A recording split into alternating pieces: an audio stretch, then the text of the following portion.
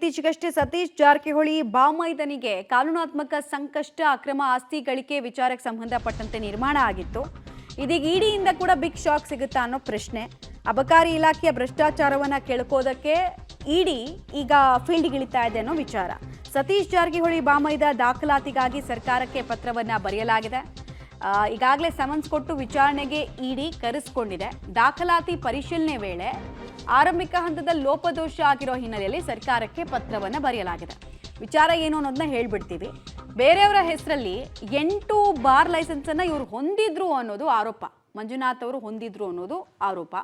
So ಈ bar ಲೈಸೆನ್ಸ್ಗಳನ್ನು ಹೆಂಗೆ ಹೊಂದೋದಕ್ಕೆ ಸಾಧ್ಯ ಆಗುತ್ತೆ, ಯಾವಾಗಲಿಂದ ಹೊಂದಿದ್ದಾರೆ, ಮತ್ತು ಹಣದ ವಹಿವಾಟು ಇಡಿ ಯಾವಾಗ ಎಂಟ್ರಿ ಕೊಡುತ್ತೆ ಅಂದರೆ ಇರ್ರೆಗ್ಯುಲರ್ ಫೈನಾನ್ಷಿಯಲ್ ಟ್ರಾನ್ಸಾಕ್ಷನ್ಗಳಾದಾಗ ಮತ್ತು ಬ್ಲ್ಯಾಕ್ ಟು ವೈಟ್ ಮನಿ ಮಾಡ್ಕೊಳ್ಳೋದಕ್ಕೆ ಪ್ರಯತ್ನ ಪಟ್ಟಾಗ, ಫಾರಿನ್ ಇನ್ವೆಸ್ಟ್ಮೆಂಟ್ಗಳನ್ನು ತೋರಿಸಿ ದುಡ್ಡು ಮಾಡ್ಕೊಳ್ಳೋದಕ್ಕೆ ಪ್ರಯತ್ನ ಪಟ್ಟಾಗ ಇಡಿ ಎಂಟ್ರಿ ಕೊಡುತ್ತೆ. ಫೆಮಾ ಆ್ಯಕ್ಟ್ಗಳ ಉಲ್ಲಂಘನೆ ಆಗಿದೆ ಅಂದಾಗ. Imagine, innovate, integrate. GSSS Institute of Engineering and Technology for Women, Mysuru. Serving the nation with empowered women.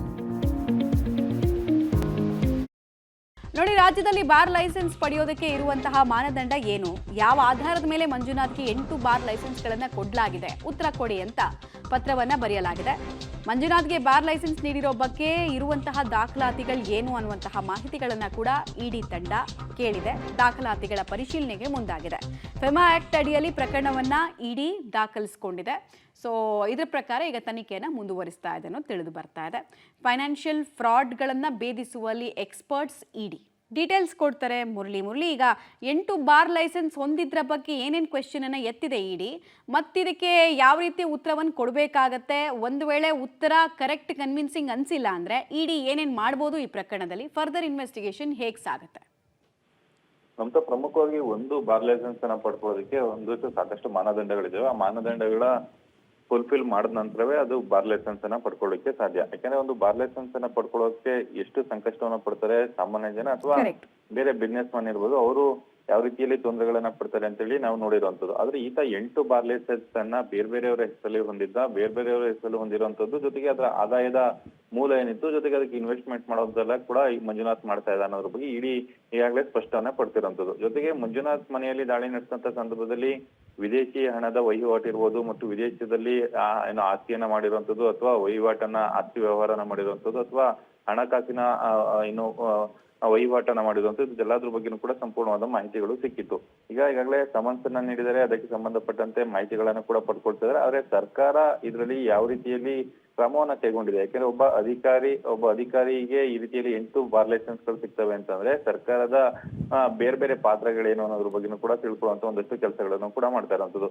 ಈ ಹಿಂದೆ ಅವರ ಸಂಬಂಧಿಯಾಗಿರುವಂತಹ ಸಚಿವರು, ಮಾಜಿ ಸಚಿವರು, ಅವರ ಪಾತ್ರ ಏನಾದ್ರು ಇದೆಯಾ, ಇದೆಲ್ಲದ್ರ ಬಗ್ಗೆನೂ ಕೂಡ ತಿಳ್ಕೊಳ್ಳುವಂತ ಒಂದಷ್ಟು ಕೆಲಸಗಳನ್ನು ಕೂಡ ಸದ್ಯಕ್ಕೆ ಮಾಡ್ತಾ ಇದೆ. ಸರ್ಕಾರ ಇದಕ್ಕೆ ಯಾವ ರೀತಿಯಲ್ಲಿ ಉತ್ತರವನ್ನ ಕೊಡುತ್ತೆ, ಕೇವಲ 1 ವಾರಗಳ ಕಾಲ ಡೆಡ್ ಲೈನ್ ಅನ್ನ ಇಡಿ ಅಧಿಕಾರಿಗಳು ಕೊಟ್ಟಿರುವಂತದ್ದು, ಆ 1 ವಾರದ ಒಳಗಾಗಿ ಉತ್ತರವನ್ನು ಕೊಡಬೇಕು ಅಂತ ಹೇಳಿ ಕೂಡ ಮನವಿಯನ್ನ ಮಾಡಿದೆ. ಆ 1 ವಾರದಲ್ಲಿ ಉತ್ತರವನ್ನು ಕೊಡ್ಲಿಲ್ಲ ಅಂದ್ರೆ ಮುಂದಿನ ಪ್ರೊಸೀಡಿಂಗ್ಸ್ ಯಾವ ರೀತಿ ಇರುತ್ತೆ ಅಂದ್ರೆ ಕೋರ್ಟ್ ನ ಮೂಲಕ ಆದೇಶವನ್ನು ಮಾಡಿಸ್ಕೊಳ್ಳೋದಿರ್ಬೋದು ಅಥವಾ ಕೋರ್ಟ್ ನಿಂದ ಡೈರೆಕ್ಷನ್ಸ್ ಅನ್ನ ಕೊಟ್ಟು ಅದನ್ನ ಪಡ್ಕೊಳ್ಳುವಂತ ಸಾಧ್ಯತೆಗಳು ಕೂಡ ಸದ್ಯಕ್ಕೆ ಇರುವಂತದ್ದು. ಯಾಕಂದ್ರೆ ಈ ಪ್ರಕರಣದಲ್ಲಿ ಇನ್ನುಳಿದಂತ ಆರೋಪಿಗಳು ಯಾರ್ಯಾರಿದ್ದಾರೆ ಅವರೆಲ್ಲರಿಗೂ ಕೂಡ ಸಮನ್ಸ್ ಅನ್ನ ಕೊಟ್ಟು ಮಾಹಿತಿಗಳನ್ನ ಕಲೆ ಹಾಕ್ತದೆ. 8 ಬಾರ್ ಲೈಸೆನ್ಸ್ ಇರ್ಬೋದು, ಜೊತೆಗೆ ಫೆಮಾ ಆಕ್ಟ್ ನ ಅಟ್ರಾಕ್ಟ್ ಆಗುತ್ತೆ ಅನ್ನೋದ್ರ ಬಗ್ಗೆನೂ ಕೂಡ ಈಗಾಗಲೇ ಇಡಿ ಅಧಿಕಾರಿಗಳು ಕ್ಲೈಮ್ ಅನ್ನ ಮಾಡ್ತಿರೋದು. ಯಾಕಂದ್ರೆ ಅವರ ಮನೆಯಲ್ಲಿ ಸಿಕ್ಕದಂತ ವಿದೇಶಿ ನಗದು ಹಣ ಏನಿತ್ತು ಅದು ಇರ್ಬೋದು ಮತ್ತು ಆಸ್ತಿಯ ಪತ್ರಗಳಿರ್ಬೋದು, ಇದೆಲ್ಲಾನು ಕೂಡ ತಮ್ಮ ವಶಕ್ಕೆ ಪಡ್ಕೊಂಡು ವಿಚಾರಣೆಯನ್ನು ಮಾಡ್ತದೆ. ಮುಂದಿನ ಹೊತ್ತುಗಳಲ್ಲಿ ಅಥವಾ ಮುಂದಿನ ದಿನಗಳಲ್ಲಿ ಇದು ಇನ್ನಷ್ಟು ಪ್ರಬಲವಾಗುವಂತ ಸಾಧ್ಯತೆಗಳು ಈ ಪ್ರಕರಣ ಸಾಧ್ಯತೆಗಳಿರುವಂತದ್ದು. ಮಮತಾ, ಧನ್ಯವಾದ ಮುರಳಿ ತಮ್ಮೆಲ್ಲ ಮಾಹಿತಿಗಾಗಿ. ಸೊ ಬೇನಾಮಿ ದಂಧೆಯ ಅಸಲಿ ಮೌಲ್ಯ ಎಷ್ಟು ಅನ್ನೋದನ್ನ ಅರಿಯೋ ಪ್ರಯತ್ನವನ್ನು ಮಾಡಲಾಗ್ತಾ ಇದೆ. ಮತ್ತು 8 ಬಾರ್ ಲೈಸೆನ್ಸ್ ಅಂತ ಹೇಳಿದ್ರೆ ದಿನಂಪ್ರತಿನಿಧಿ ಒಂದೊಂದು ಬಾರ್ನಲ್ಲಿ ಎಷ್ಟು ದುಡ್ಡು ಆಗ್ತಾ ಇತ್ತು, ಆ ದುಡ್ಡು ಎಲ್ಲಿಗೆ ಹೋಗ್ತಾ ಇತ್ತು, ಯಾರ ಖಾತೆಗಳಿಗೆ ಯಾವ್ಯಾವ ರೀತಿಯಲ್ಲಿ ಟ್ರಾನ್ಸ್ಫರ್ ಆಗಿತ್ತು ಅನ್ನೋದಕ್ಕೆಲ್ಲ ಉತ್ತರ ಬೇಕಲ್ವಾ. ಹೀಗಾಗಿ ಕಂಡು ಹಿಡಿಯೋದಕ್ಕೆ ಮುಂದಾಗ್ತಾ ಇದ್ದಾರೆ.